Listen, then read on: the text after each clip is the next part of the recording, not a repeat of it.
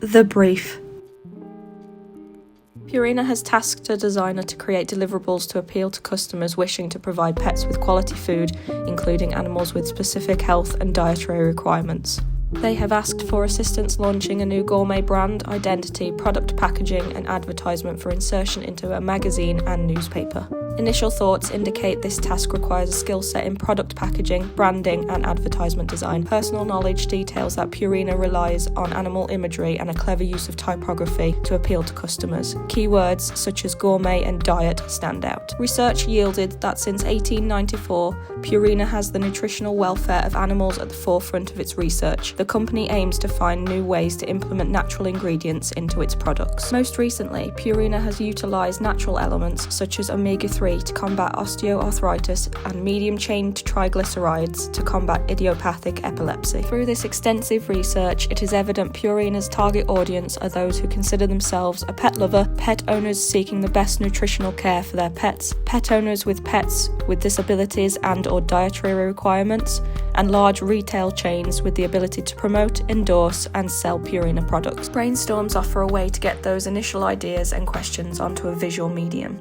In this instance, they discuss topics such as style, what key information to include, what design avenues and material to use, and what unique selling point can the designs offer. Mind maps offer a way to answer the questions brainstorms pose with refined ideas related to them. In this instance, the mind maps focus on colour, layout, packaging, unique selling points, and a potential slogan. Mood boards are another excellent visual aid to research current marketing techniques and gain ideas from pre-existing products. These 3 mood boards focus on packaging, typography, and layout for magazines and newspapers. Concept sketches allow ideas to come to life and offer a chance to evaluate their effectiveness. The first sketch, while offering insight into a logo design, imagery, typography, and colours, it lacks negative space and no indication of how an advertisement would look. This is improved upon in concept sketch number 2. Learning more information regarding the basic principles of graphic design and the golden ratio, the previous mind maps and brainstorms were improved upon to consider how these principles will affect the various elements in the design. A good example of this is the inclusion of tonality, concepts regarding typographic hierarchy,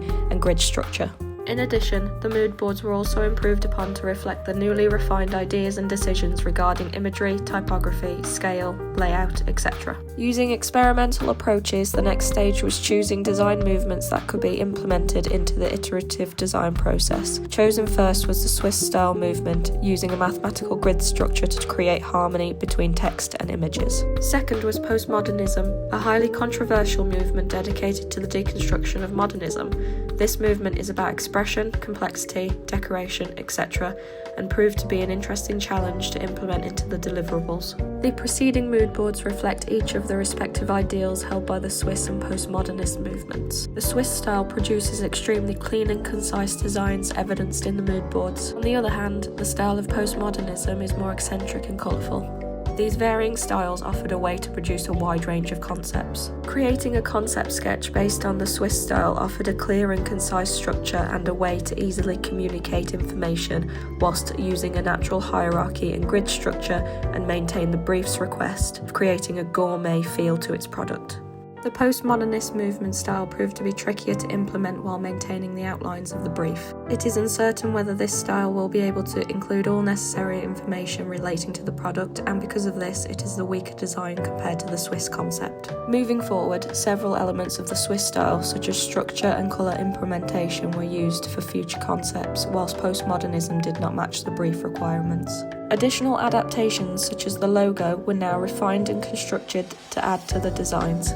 Using a combination of geometrical shapes and the Shape Builder tool in Adobe Illustrator, the logo was created.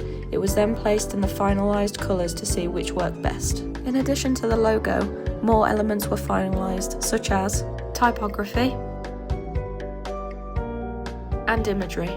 All animal imagery was based off of personal pets. Using Adobe Illustrator's pen tool, the animal imagery was created based off the sketches created from the photographs of a dog and a cat. Final deliverables.